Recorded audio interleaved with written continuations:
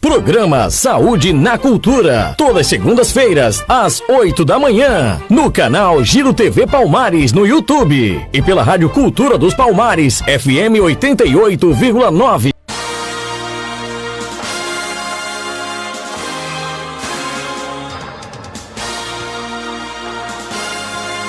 8h22, estamos iniciando neste momento o programa Saúde na Cultura, como acontece todas as segundas-feiras com o Dr. Dilson Assunção, que traz assuntos importantíssimos relacionados à saúde para que você tire as suas dúvidas, né?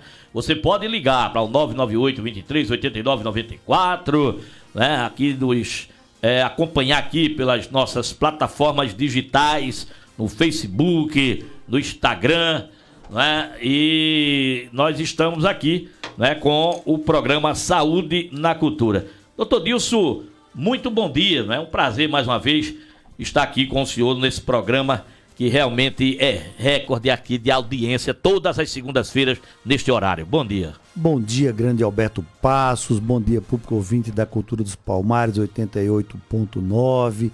Bom dia a você que às segundas-feiras, há mais de 3 décadas, não sai sem ouvir Dilson Assunção, Alberto Passos e Mávio Alves. Veja só, meu caro Alberto Passos, né? Cheguei agora de madrugada da capital pernambucana de Recife, né? Ou seja, semana não houve grandes precipitações pluviométricas, não houve grandes chuvas, né? Ou seja, nós estamos ainda nos recuperando, tanto a capital quanto a Mata Sul e o Agreste Pernambuco, dessas enxurradas que tivemos recentemente, né? E nós fomos a Recife praticamente todos os dias da semana que passou, porque todo mundo sabe, algumas pessoas sabem até, que a doutora Carolina está internada, passou bastante tempo na UTI do Hospital Esperança, né? Ela tem uma doença, né? Uma doença já há algum tempo, né? O lúpus eritematoso sistêmico, e teve algumas complicações do lúpus e de uma cirurgia que foi feita recentemente na vesícula, né? E como tudo que acontece com o médico é mais complicado, Alberto Passos, do que acontece com a população em geral. E acho que até tem uma certa, digamos assim, razão de ser. Que nós médicos conhecemos o processo das doenças, né? E, de uma maneira geral, nós compreendemos o que está acontecendo com a gente, apesar de precisarmos da ajuda de muita gente. Foi necessário a ajuda de muitos profissionais. Inicialmente aqui agradeço ao Hospital Regional, que na terça-feira pela manhã acudiu a doutora Carolina com muitas dores, né? Com um quadro de abdômen agudo, e que foi prontamente um hospital maravilhoso, um hospital público. Fez uma tomografia computadorizada de abdômen em apenas 1 hora de internamento, fez exames complicados, exames complexos de sangue, né, que deram um norte diagnóstico em menos de 1 hora foi entregue, ou seja, muito mais rápido do que a maioria dos hospitais que eu conheço, inclusive dos hospitais de Recife, hospitais particulares. Lá em Recife demorou 4 horas para fazer outros exames e assim por diante, né? Então, hospital público, de parabéns aqui. Mas o quadro era muito complexo, ou seja, envolvia possibilidade de cirurgia imediata, outra cirurgia, e precisou de um hospital extremamente especializado e de ajuda de quase 22 médicos que precisaram opinar nesses dias de internamento, na UTI, entendeu? Reumatologistas, imunologistas, cirurgiões de vários, ou seja, todo mundo opinando, e obviamente eu que conhecia o quadro mais de perto, prevaleceu a nossa teoria que o quadro era mais clínico do que cirúrgico. Havendo outra cirurgia, ela poderia piorar da doença de base, que é o lúpus, né? Mas, de qualquer maneira, depois de intensos, quer dizer, quatro tomografias, ressonância, arteriografias, exames sofisticados de todo tipo, chegou-se ao diagnóstico, o tratamento muito especializado, para você ver como é complexo a medicina, né? Ou seja, você precisar de uma quantidade imensa de profissionais altamente especializados, porque o quadro era um quadro muito difícil, muito nebuloso, né? Um quadro que havia a possibilidade de você necessitar de uma cirurgia, que naquela hora podia piorar a vida dela, e ao mesmo tempo nós que insistíamos que deveríamos fazer o tratamento clínico e assim por diante. Tudo saiu bem, ela saiu da UTI ontem à noite, né, já está no apartamento se recuperando e brevemente estará voltando a Palmares para o braço das suas... Ela passou quantos dias na UTI, doutor? 5 dias. 5 dias. Ela volta agora, né? Vai voltar para Palmares dentro de pouco tempo, se recuperar. Acho que na outra semana estará nos braços familiares e também dos seus queridos pacientes, tá bom? Mas é isso, Alberto, para lembrar que medicina é uma coisa muito complexa mesmo. Muitas vezes as pessoas são simplistas e acham que tudo é muito fácil, né? Só para você ter ideia, uma dor lacinante, que é uma dor impossível de você tratar com remédio, chegamos a usar 8 tipos de remédios para dor diferente. E os remédios mais importantes você pode. Morfina, que é um dos mais importantes, conhecida há mais de 100 anos, se usa para dor de câncer, não fazia efeito. O tramadol não fazia efeito. Foi preciso usar remédios que se usa para anestesia geral, né? Para que a gente tire a dor dos pacientes durante as cirurgias.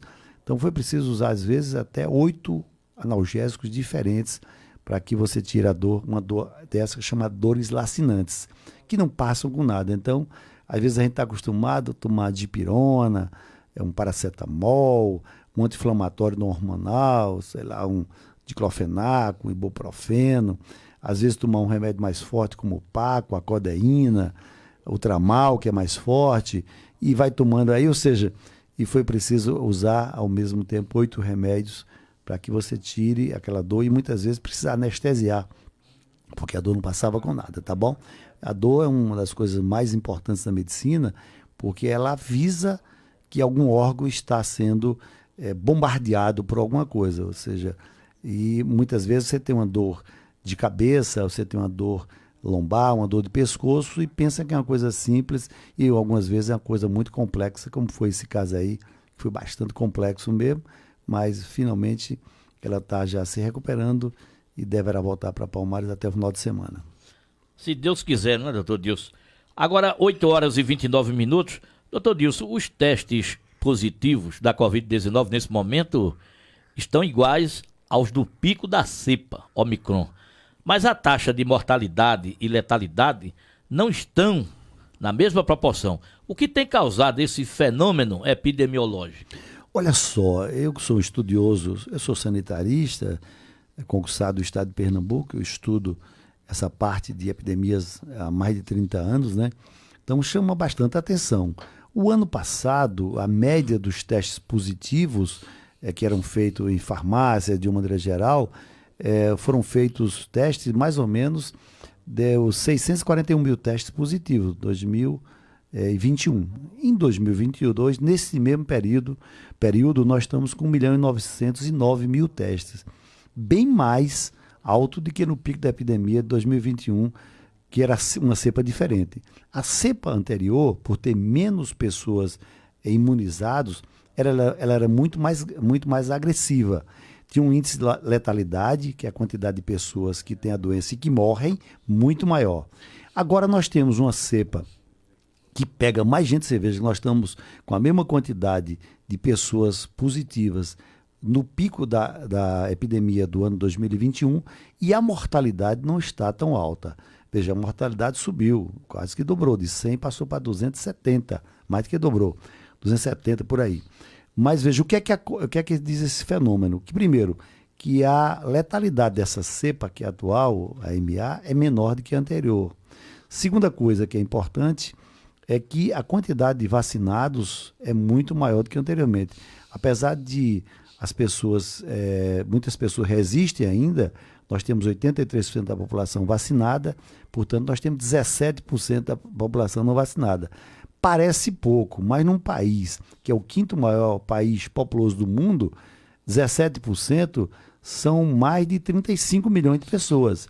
E o que é pior, muitas pessoas que não se vacinaram, essas pessoas têm mais de 65 anos, essas pessoas têm doenças consumptivas, pessoas que têm baixa imunidade, essas pessoas têm doenças pulmonares crônicas, então elas são muito expostas a doenças mais graves. Então, nesse momento, A gente apela mais uma vez para os municípios, né? São mais de 5.400, porque quem faz a saúde pública funcionar no Brasil são os municípios na baixa complexidade, né? Atenção primária, e na média complexidade os estados, porque a União Federal cabe a ela apenas financiar e organizar o sistema, mas quem executa, na verdade, quem é responsável, em última análise, são os municípios, que têm milhares, tem mais de 50 mil salas de vacinação.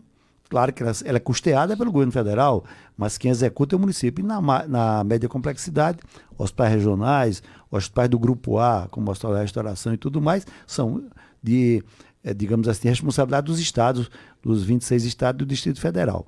Então, nesse caso, os municípios têm que fazer a busca ativa para procurar onde está os 35, 36 milhões de pessoas que não se vacinaram, que são esses que estão aumentando. Claro que você pode ter Covid usando 3 ou 4 doses. Muitas pessoas que eu conheço tiveram 3 vezes ou 4 vezes sendo infectadas. Mas a maioria que eu conheço, ninguém morreu. Ou seja, apesar da vacina não, digamos assim, impedir que eu tenha Covid-19, mas ela reduz drasticamente a mortalidade, que é o que interessa, e principalmente a necessidade de internação. Ou seja, muitas vezes eu interno um paciente porque o paciente tem lesões renais importantes, lesões cardiológicas, lesões pulmonares que precisam de uso de UTI, de terapia substitutiva renal e assim por diante. Então, nesse caso, nós que representamos os municípios e os estados, precisamos. Há pouco tempo, o estado de Pernambuco fez busca ativa aqui em algumas cidades, porque tinha mais de 600 mil pessoas no estado de Pernambuco. Quer dizer, 35 milhões no Brasil, mas nós tínhamos 600 mil pessoas que ainda não tinham se vacinado completamente, ou tinham tomado uma dose, ou não tinham tomado a segunda e assim por diante. Então, já que a quantidade de pacientes que têm Covid está igual ao pico da epidemia e a mortalidade subiu de média de 100 para 270, subiu bastante, é fundamental que nós continuemos, primeiro, com vacina, ou seja, para chegar a esses quase perto dos 100%. E segundo, usando as mesmas técnicas, locais fechados, como hospitais, como clínicas, como locais muito restritos, quartéis, usando a máscara ainda. Obviamente, mesmo pessoas que tomaram as 4 doses, têm que fazer isso aí. Nos hospitais, por exemplo, eu estava no Hospital Esperança, e lá ninguém entra sem máscara, entendeu? Desde o vigilante ao médico, todos usam máscara, até nos corredores, nas dependências como antessalas e assim por diante. Então é importante que isso aconteça para que o vírus não circule, apesar de, reforçando, sabermos que quem tomou 4 doses, a chance matemática de ter Covid grave e morrer é muito pequena. Agora, 8 horas e 35 minutos, doutor Disse, hoje temos o seu atendimento aqui, não é? O senhor chegou de Recife, mas o senhor já atende, né? Eu atendi já 4 pessoas, já fiz ecocardiograma, já fiz alguns diagnósticos, fiz também a medicina do trabalho, fiz atestado de saúde ocupacional para 2 grandes empresas aqui em Pernambuco, lojas americanas e outra loja aqui de Pernambuco, que eu respondo pela medicina do trabalho de várias lojas. Então, por exemplo, o Bradesco, o Santander, a Magazine Luiza, todos eles são exclusivos da Policlínica, são clientes na região da Mata Sul, Barreiros, todos vêm para cá, né? Eu tenho um contrato nacional com todas as grandes IP, Petrobras, ou seja, jamais sou médico do trabalho, eu fiz o meu curso em 1984, né? Portanto, eu tenho 38 anos, sou uma das primeiras turmas de medicina do trabalho aqui de Pernambuco. Antigamente, o curso de medicina do trabalho era feito na Universidade Federal de Pernambuco, em dedicação exclusiva, nós fazíamos 2 anos seguidos. Hoje, o curso é feito aos finais de semana, ou seja, sexta, sábado, domingo, durante 2 anos. Na minha época era a semana inteira. Então é um curso muito mais profundo. E aí eu represento essas grandes empresas. O pessoal que fez o Atacadão aqui são nossos clientes. Então todas as grandes empresas da Mata Sul de Pernambuco, uma parte de Caruaru, são clientes da Policlínica Palmares, tanto para atestado ocupacional, demissional, a parte de insalubridade, defesa em processos trabalhistas, né? Tanto para o cliente como para a empresa. Às vezes o cliente nos procura porque ele acha que tem direito a uma insalubridade, uma periculosidade, né? Aí eu faço as perícias tanto para um quanto para outro. Também faço para a Justiça do Trabalho, para a Justiça Federal, que às vezes o juiz, por exemplo, ele precisa escolher um perito, ele escolhe perito ad hoc, né? O perito do juiz, que o juiz não é médico, e pode me escolher, pode escolher outro perito, né? Então eu posso representar o cliente e posso representar a empresa de acordo. Agora eu não posso representar os dois, tá certo? Que é antiético. Então quando eu represento o cliente, eu não posso mais representar aquela empresa e vice-versa. Então, e também nós temos no engenheiro Kleber, né?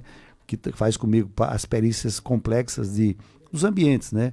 Por exemplo, nós temos perícias, por exemplo, de ruído, para saber se você tem alguma possibilidade de lesão auditiva, né? Perda auditiva por ruídos intermitentes, né? O PAIR. Você tem ambientes que tem chumbo, né? Com baterias Moura, ela tem bastante chumbo, né? Tipografias. Você tem locais que tem muito ruído, tem muito pó, por exemplo, marmoaria, que você tem que prescrever máscaras especiais para quem trabalha em marmoaria. Ou seja, a medicina do trabalho hoje não trabalha só, digamos assim, com os pacientes lesionados, trabalha só com a prevenção também, meu caro Alberto Passo. Doutor Dilson, agora, o que tem em comum Covid, lúpus, artrite, reumatoide e tuberculose em relação aos órgãos afetados? Olha só, essa pergunta é maravilhosa, porque muita gente diz, pô, o que tem a ver tuberculose, lúpus, que é uma doença imunológica, artrite reumatoide, que é uma doença que é a prima irmã do lúpus eritematoso sistêmico e tudo mais, essas doenças que são chamadas sistêmicas, né? A Covid-19, o que tem em comum, meu caro Alberto, é o seguinte: essas doenças, elas não se, digamos assim, elas não conseguem ficar em um único órgão. Você veja, o Covid-19, o vírus da Covid-19 é um vírus respiratório.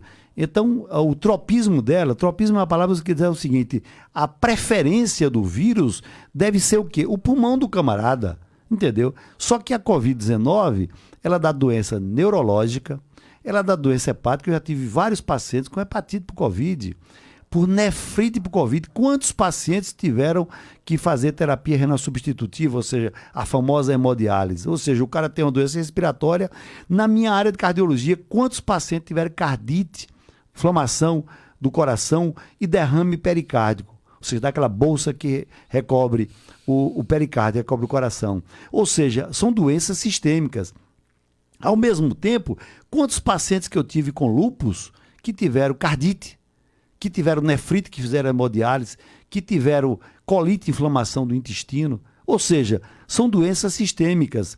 Ao mesmo tempo, a artrite reumatoide, que é uma doença reumática, que ela pode acometer vários órgãos. Então, eu tenho pacientes que tiveram calvície, perderam todos os cabelos, Alberto Passo. Não só o cabelo da cabeça, cabelo das pernas, as sobrancelhas, os cílios, perderam universalmente, chama-se alopecia universal. Por quê? Porque tiveram doença imunológica. O anticorpo fabricado para me defender, em vez de me defender, ele destruía o folículo piloso, o pelo de todo o corpo do paciente ficou completamente sem pelo por conta disso. Então, eu já vi paciente com artrite reumatoide com isso. Ao mesmo tempo, quantos pacientes eu já mandei para hemodiálise com artrite reumatoide? Então, veja, a tuberculose. Então, eu já tive paciente com meningite por tuberculose. Eu já tive paciente com tuberculose de pele, tuberculose ganglionar, cantora Simária agora, da Simone Simária, tuberculose pulmonar, tuberculose intestinal, um menino que eu dei diagnóstico há pouco tempo, 2 anos de idade, que ele defecava sangue, fizemos uma biópsia, o que é que deu? Tuberculose. Tuberculose renal, o mal de Pote, que é a tuberculose óssea, ou seja, uma das tuberculoses mais graves e mais difíceis de você curar, que é na medula espinhal, destrói praticamente todas as vértebras da medula. Você tem que fazer cirurgias complexas, que é o chamado mal de Pote. Ou seja, uma doença que é pulmonar, você encontra essa doença. Já peguei doença na bolsa que recobre o coração. O paciente tinha tuberculose pulmonar e o bacilo de Koch passou para onde? Para o coração. Ou seja, então são doenças, meu caro, sistêmicas. Entendeu, Alberto? Ou seja, ela não se contenta com o órgão onde ela devia ter o tropismo. Ela pega qualquer... Então, o elo que junta essas 4 doenças são... Porque ela se espalha por todo o corpo, entendeu? Todas elas podem dar encefalite, todas elas podem dar meningite e assim por diante. Ou seja, eu posso ter meningite por Covid. Então, o médico precisa entender isso aí, e nós médicos, cada dia, nós somos treinados para dar diagnóstico em todo. Eu cheguei do hospital agora Esperança, onde uma das pacientes que estava na UTI, é uma puérpera de 24 anos, com dor de cabeça muito intensa, foi feito um líquido, tirou da medula o líquido, sabe o que deu? Herpes, que é um vírus também.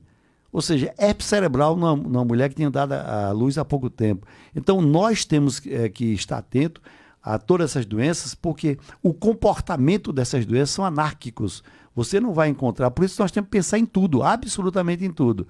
Porque se você for um médico simplista, você nunca vai dar um diagnóstico desse. O cara está com dor na coluna e o médico pensar que essa dor na coluna é uma tuberculose, o cara só vai pensar quando ele escarra sangue. E não é verdadeiro. Nós podemos ter em qualquer parte do corpo. Então é por isso que essas doenças elas têm um certo encantamento científico, porque o médico precisa ser um médico hipocrático de verdade, um médico realmente de verdade, porque ele tem que aprender a dar diagnóstico em qualquer parte do corpo por uma dessas doenças.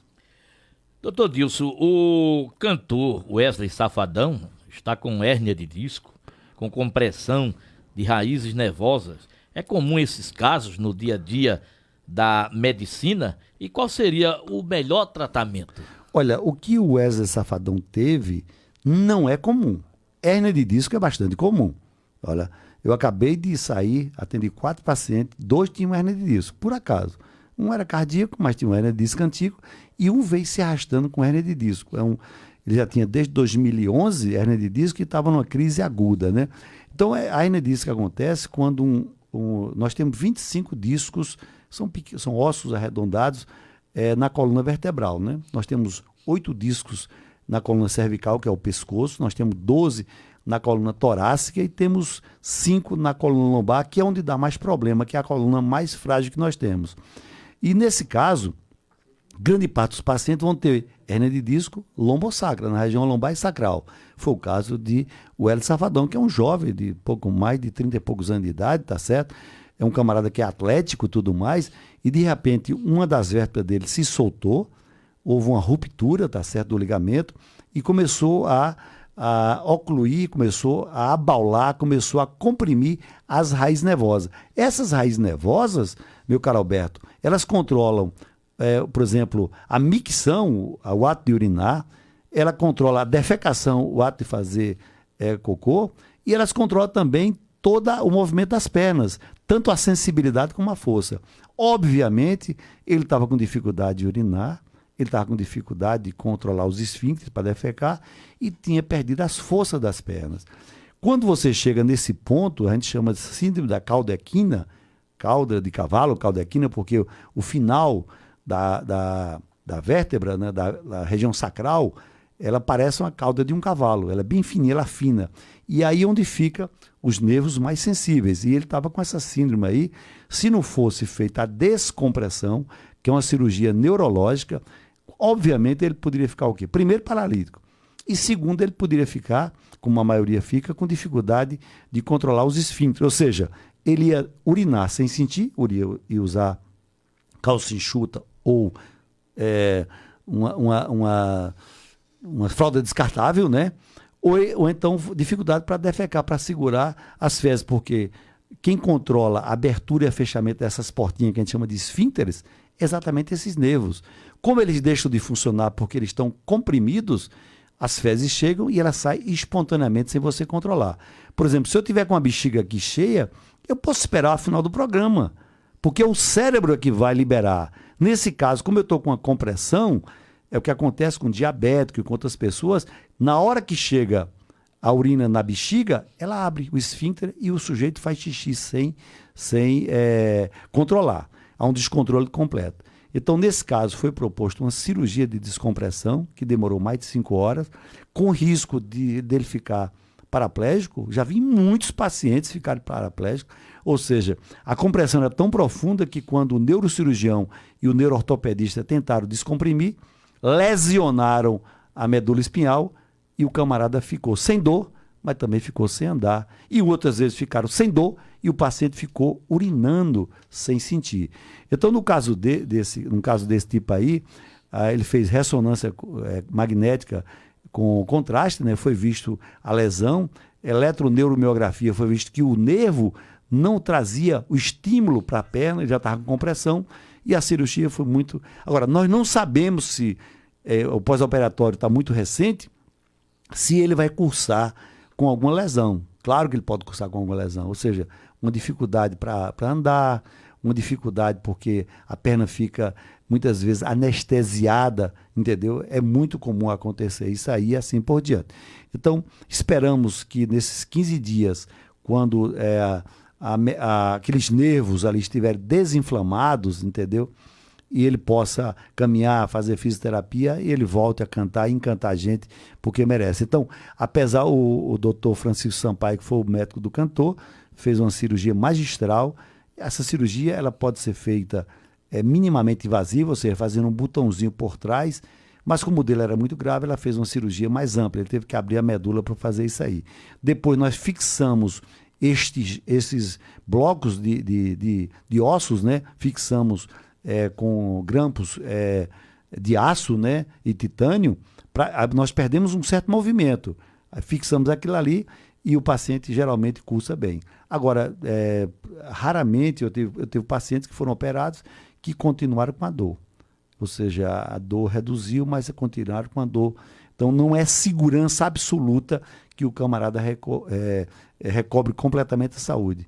Porque, na verdade, vai depender muito da quantidade e a compressão daqueles nervos. Mas esperamos que ele melhore, entendeu? Você vê, ele estava com dor, ele tentou voltar aos palcos, não conseguiu. Porque a dor é muito grande, gente. A dor lacinante não passa com nada. Se você tiver uma dor dessa aqui, é uma dor enlouquecedora.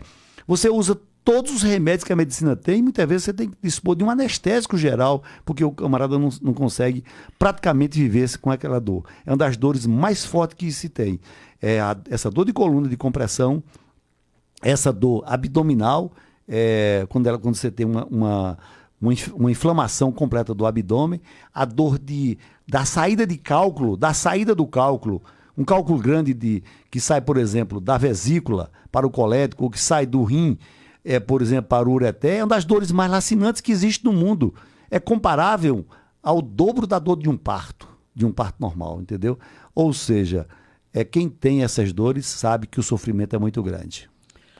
Agora, doutor Dilson, o ator Humberto Martins, da Rede Globo, ele teve uma dor de cabeça muito forte após tomar uma medicação para a potência sexual. Qual foi esse remédio e por que isso acontece?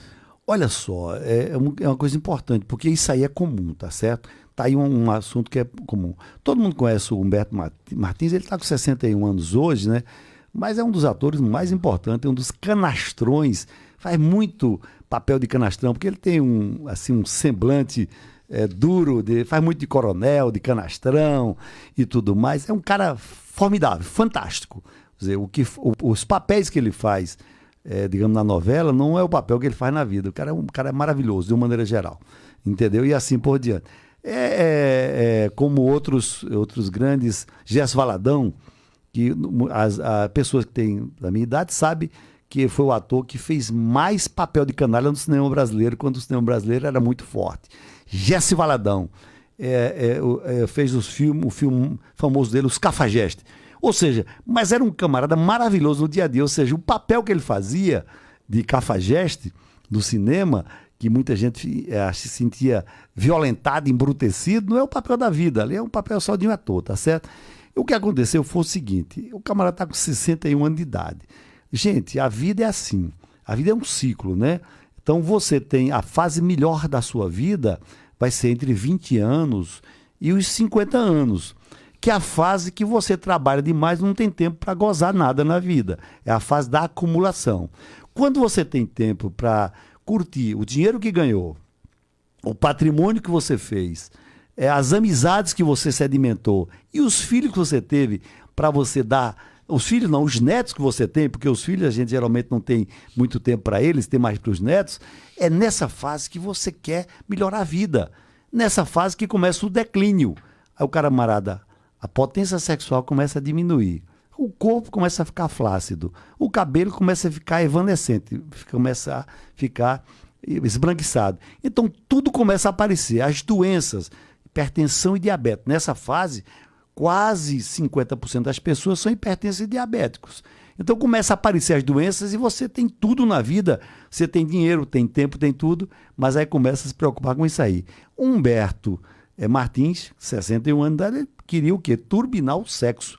Acaba tem dinheiro, tem saúde, mas a potência reduziu. O que é que ele foi fazer? Ele foi lá e comprou o velho Viagra, o azulzinho. E aí aconteceu o quê? O sildenafila, conhecido como Viagra, como todos esses remédios, são vasodilatadores, como o nome diz. Ele dilata os vasos. Então, para dilatar os vasos do pênis, para que o pênis fique entumecido e o sangue que está no abdômen corra para os corpos cavernosos, entumeça, aumenta a pressão do pênis, e quando o paciente tiver o orgasmo, aquele sangue vai voltar para dentro da cavidade, ele vai refluir. Então, primeiro vai encher o pênis e depois vai refluir quando ele tiver o orgasmo dele. Mas acontece que o remédio não é sabido, como eu estou dizendo, não. Sabido sou eu que estou dizendo isso aí. Mas ele é burrinho. Ele, além de funcionar nos vasos penianos, ele aumenta os vasos da cabeça, ele dilata os vasos da cabeça, ele dilata os vasos pulmonares, ele dilata os vasos das minhas pernas. O que é que acontece? Na minha cabeça, ao dilatar os vasos da cabeça são milhares de quilômetros de vasos. O que é que acontece? A minha cabeça tem a calota craniana, tem os ossos. E os ossos não são feitos aqueles bonecos que tem Tom e Jerry, que a cabeça de Tom aumenta quando o Jerry dá uma porrada nela. Ou seja, a calota craniana é fixa. E quando eu dilato os vasos, todo o encéfalo, conhecido como miolo, porchão de miolo, dilata também. É como se eu estivesse dando pequenas pancadas, pequenas porradas na cabeça do camarada. Isso causa uma dor infernal. Agora veja, o cara tá com uma parceira maravilhosa ali dentro, um vinhozinho, uma música de Roberto Carlos, todo amor. Aí vem uma dor. Pense numa dor, pense numa dor. Essa é uma dor que parece um parto. Fica pulsando, parece um sinal de trânsito quebrado. Dor, náusea. Aí, resultado, qual é o camarada que quer fazer sexo? A dor é infernal. O cara sai do motel para onde? Para o hospital, porque tem dor. Quando chega lá, o médico diz, olha, isso aí foi provocado pela vasodilatação do sildenafila. Mas a dor continua. Resultado, esses remédios, o efeito colateral dele, um dos efeitos mais importantes é a dor de cabeça. Mas, obviamente, eu já tive pacientes que me relataram vários efeitos colaterais. Dor muscular, esquentamento das pernas, náuseas, vômitos. O cara estava perto da parceira, beijando a parceira e como fosse um bêbado, vomitando em cima dela. Imagina a mulher lá, toda bonitona, com aquela camisola maravilhosa que ela comprou num sex shop e o cara vomitando em cima dela. Acabou o encanto. Dor muscular. Eu tive paciente com sangramento nasal, ou seja, o nariz sangrava. Ele parecia o Drácula. Ele disse, doutor, é o seguinte, ligou para mim, eu estou no motel aqui, estou morrendo. A minha boca está aqui um bigodinho de sangue.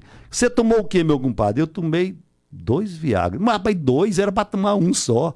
Tomou logo 2, que ele achava que 2 comprimidos vai fazer o dobro da potência. 4 vai fazer 4. Não pode, não é assim que funciona a medicina. O cara toma 2, aí toma 3, aí toma 4, aí mexe com bebida. Então o paciente pode ter formigamento nos pés. Meu amigo, quando você tiver com Viagra e tiver os pés formigando, pensando que vai ter um AVC, não se preocupe, é o efeito colateral do remédio.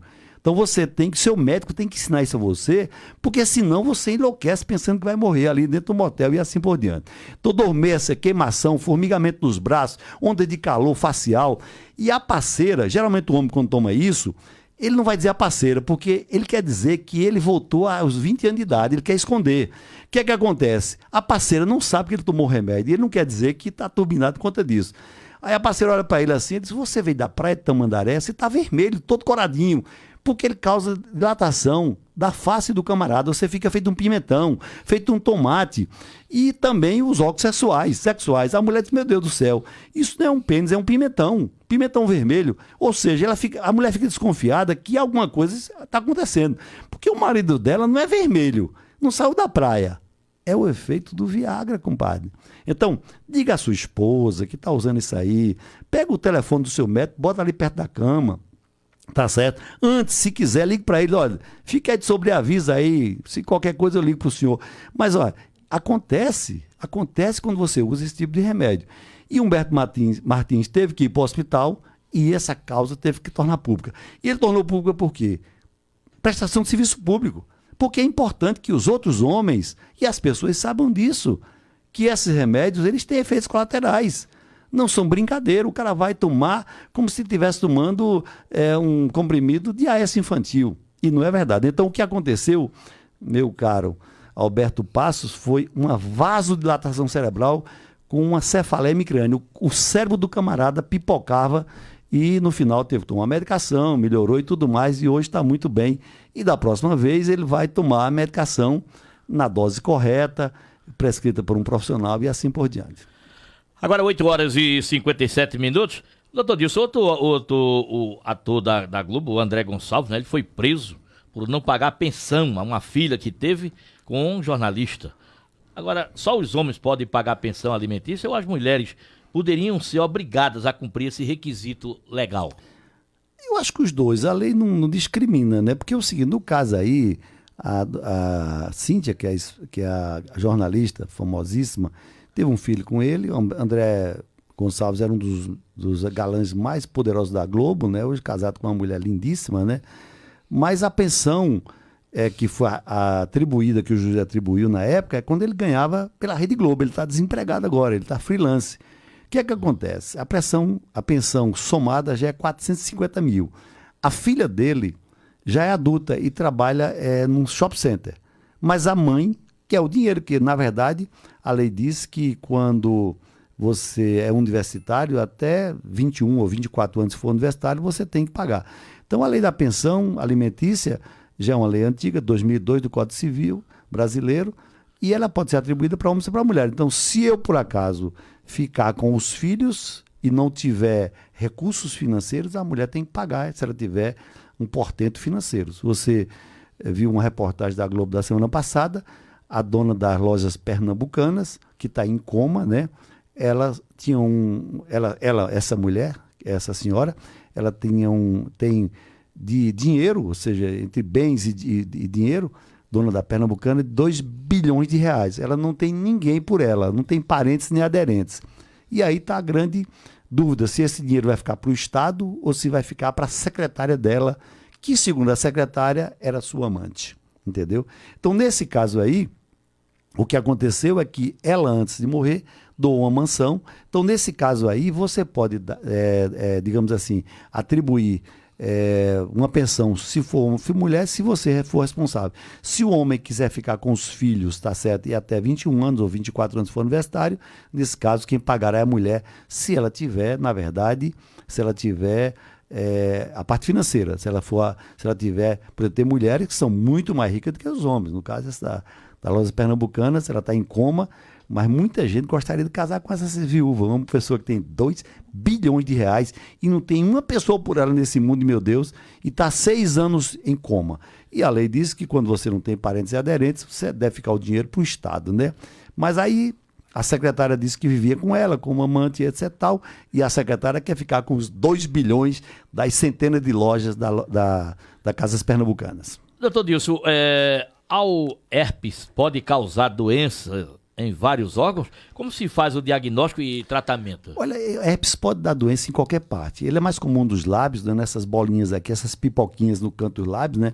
Aqui tem muita gente, a doença que dá muito em beijos, carnaval, São João, das pessoas se beijam demais, e ela pode passar aqui, é o herpes labial. Mas ela também tem o herpes genital. E o herpes, como é um vírus, ele pode passar em qualquer parte. Então, por exemplo, já tive paciente que o parceiro passava o pênis no umbigo, passou para um herpes no umbilical.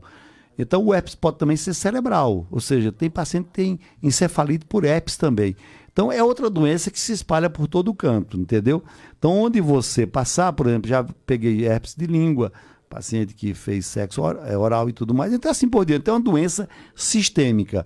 O diagnóstico é feito clinicamente quando é esses herpes, né? Eu posso também, no caso genital, fazer uma colposcopia, né? O tratamento é feito com antivírus, que tem muito na Secretaria Municipal de Saúde, que é o Aciclovir, e o diagnóstico é muito, muito fácil. O herpes cerebral é feito por líquor. Eu tiro o líquor, que é um líquidozinho da medula espinhal, e quando eu faço o exame, virológico, desculpe que tem herpes aí. O tratamento é feito com antivirais e o diagnóstico é muito simples. Ok, nós vamos agora para a última pergunta, para em seguida o senhor trazer a frase do dia, né? Afinal, o que fazem os economistas, pois suas previsões quase nunca se concretizam, como a economia do Brasil e do mundo nesses próximos anos? Olha, na verdade, a economia é uma das profissões importantes no mundo. Mas você vê o seguinte, das pessoas que fazem economia, menos de 10% são economistas. Então é uma profissão que serve muito mais para você ter um diploma, para quando você cometer um crime, ficar numa cela especial do que você. Porque as pessoas geralmente não exercem isso aí, são poucos que exercem.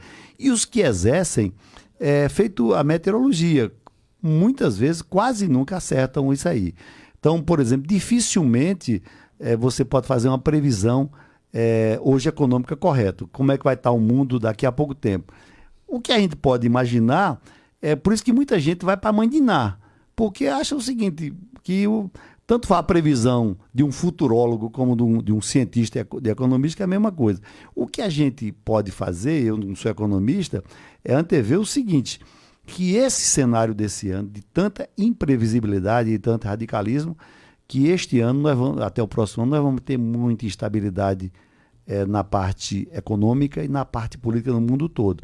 Principalmente por conta de quê? Dos Estados Unidos da América, que é o grande guardião, que hoje é o grande, digamos assim, é o grande responsável pela essa coisa toda. Ao estimular que a OTAN entrasse no leste europeu, ela instabilizou toda a Europa e pode instabilizar o mundo, inclusive pode haver uma catástrofe até atômica, porque os russos que brigam há 5.000 anos entre si e com outros países não são brincadeira. É um país que tem 179 milhões, mas lembre-se que ele tem 6.900 ogivas nucleares, que dá para acabar com a Terra 12 vezes. Então, se os russos se sentirem, digamos assim, encurralados, eles podem usar uma parte desse arsenal contra os parceiros que fazem ali, principalmente com os que fazem fronteira com ele ali, por conta dessa instabilidade protagonizada pelo governo americano pela primeira vez. Doutor Dilson, e a frase do dia hoje? A frase do dia, tanta coisa ruim, é uma frase de um cantor que as frases dele são desconexas. Ninguém consegue entender o Djavan, porque as frases são loucas, ou seja, a primeira frase não tem sentido, mas essa daqui ficou na história com uma frase com sentido. Ele dizia quando falava do amor: o amor é um grande laço, é um passo para uma armadilha, é um lobo correndo em ciclo para alimentar a matilha. Foi a primeira vez que eu ouvi Djavan falar correto. O amor é um grande laço. Cuidado que ele, às vezes, esse laço aproxima, às vezes ele sufoca. Doutor Dilson, o senhor vai para a Policlínica agora, não é? Vou ficar até 7 da noite. Pronto, eu vou acompanhar o senhor, que eu acho que aquele disquinho que o senhor estava falando aqui, eu acho que foi que me pegou aqui, viu? Que eu estou sentindo muita dor. Não é? O disquinho quando ele pinça... Esse disquinho é parado. Ele tem ligação com a coluna, não é? Tem ligação com a coluna, ele vai até a perna. Até a perna, mas é uma dor terrível. Terrível. Você não pode fazer nada, você não pode se acocorar. Para tirar um sapato ou se abaixar é muito difícil, viu?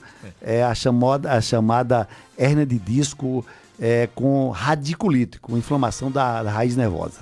Um abraço, Alberto Passo, obrigado pelo programa. Um abraço, doutor Dilson. Na próxima segunda-feira estaremos aqui de volta, se assim o bom Deus nos permitir, a todos os nossos ouvintes, os internautas.